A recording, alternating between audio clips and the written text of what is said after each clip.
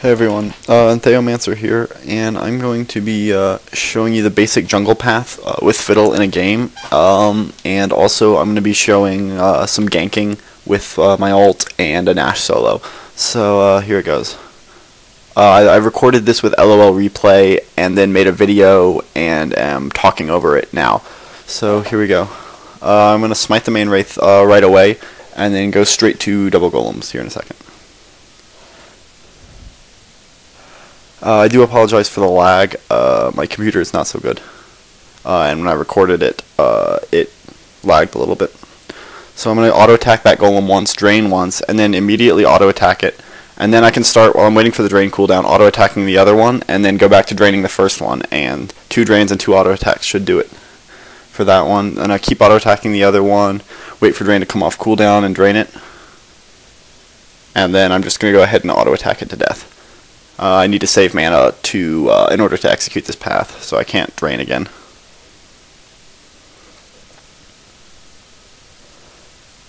Okay, so now I'm going to go back over to the Wraith camp, and I'm going to clear that out with a drain and a dark wind.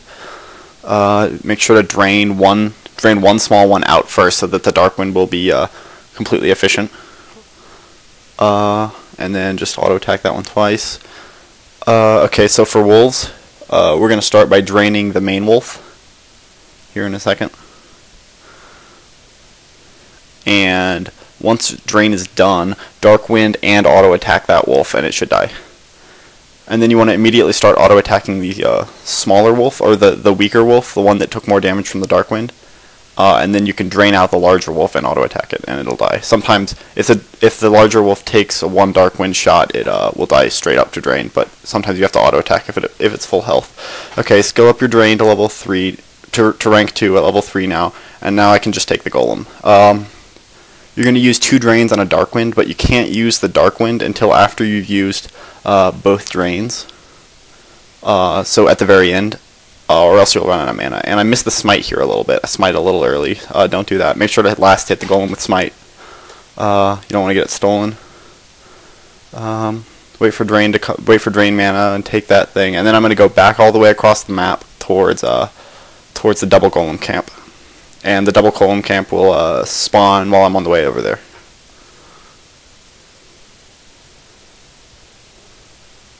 Yeah, this is pretty laggy.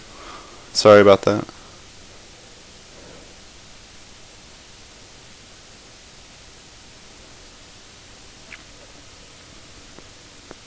Okay, so from here it's more clear what to do. Once you have a blue buff, you don't really have to worry about conserving mana.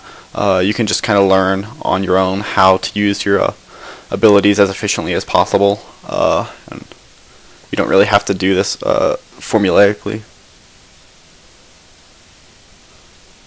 You always want to make sure to last hit buffs with smite. That's just a standard thing to do so that you don't get the buffs stolen. While you're jungling, you want to make sure to look at lanes too to see how they're doing in case you need to go help out. If a lane needs a cover or a gank. But usually you want to keep jungling straight through this path to level 5 because your goal as Fiddlesticks is to get to level 6 as fast as you can so you can start ganking with your ultimate, which is really strong.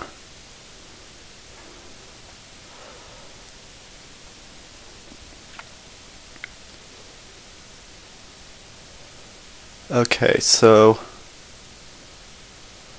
when I complete this, when I complete the wolf camp, that will put me to level 5, and then I'm going to head straight over to dragon because I'm not really interested in ganking any lane right now, and it doesn't look like I haven't seen a bottom lane leave yet, and they definitely don't have any wards. None of them started with any wards. And I also see Warwick top here, so that's a sign to go because he definitely hasn't based yet. I looked at his items here at this point in the game, and he just had a longsword, so he hadn't based yet. So I had the green light for dragon here, so I'm gonna go attempt to dragon. Warwick is still top right now. So notice that I go to the back of the dragon cove because I don't feel comfortable with either of the lanes. That's because mid is really pushed up, and that's going to allow me to flash away really quickly, flash away over the back of that wall there, to safety in case Warwick or bottom lane comes. So I do get this dragon because they didn't have a ward down. I was right about the ward. And then it kind of gets awkward here in a second because to find Warwick when I come out of the Dragon Cove. He's warding right now. There he puts his ward down. And I don't want to fight him because Blitzcrank could just step out of the lane and could come kill me. So I'm going to flash that cove and to safety. And then my blue buff wears off right now, but I still have full mana. So I'm going to go ahead and take these double golems. And that's going to put me up to level 6 because the dragon is a lot of EXP if you solo it.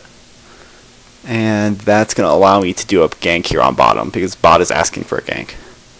So what I'm going to do for this gank is I'm going to walk into the bush along the sides here. I asked Mundo to push it up, but he can't really push right now versus 2. So I can just get into this bush undetected because the minions can't see me. And now I'm asking Mundo to bait in Ventrilo right now. And he's going to do an excellent job baiting in a second. And I'm just going to ult onto them. This is a really strong way to gank with Fiddlesticks because you can get into that bush undetected like every time. You almost never ward it. And if you do that, you can just jump on them with your ult. It's really strong. So here he's going to bait them really hard. He walks into that bush. Here's the jungle even comes. And I go ahead and ult onto them and pick up a kill on Vayne. And that's a good way to gank as Fiddlesticks. Okay, so here I'm going to be coming around to attempt to dive on these guys with my ultimate now. This is the same game. So I'm pinging for a dive onto these guys. My bottom lane pushed up and they're doing pretty well, so I'm going to go ahead and just dive with my ultimate. You can this is really only safe if you are pretty far ahead. I was pretty far ahead at this point. I was 2 levels on both of them. So that's not something you can do with your ultimate. Just a good way to gank. Because they're not going to ward that part. They might have seen me come in, but they couldn't do much about that. Okay, here I'm going to come top, and I find Warwick here, so that's not going to work out. I can't dive here from over that wall. I'm going to go instead. I'm going to go around into the lane and hide in those same bushes. And this is that same gank strategy where you hide in these side bushes right here, and then I can just ult straight onto him. Even though he's in front of the tower, I can just pick up the kill. There's no way they rarely would ever ward against that. So that's a really good gank strategy. Okay, here I'm going to solo Nash at level 14. Note that I'm really fed at this point, and so I can take the Nash with just a blue buff and level 14. So I have a Death Cap, Aegis, Sork Boots already. So I can. Well, my team is fighting right now, but it's normal. It's whatever. I'm not worried about it. They'll do fine. So yeah, this is just to illustrate how strong Fiddle is at Nash control. He can solo Nash really effectively. I'm really fed at this point, so usually you don't want to try it at 14. But after a few more levels after 14, like level 16, should always be a pretty safe Nash unless you're really far behind. And my team is killing them 4 versus 5. That's good. So yeah. Pantheon's going to come over here to help me, but I'm going to make sure to smite it before he can help me, and that's going to be a Nash solo right there. And that's about it for this video.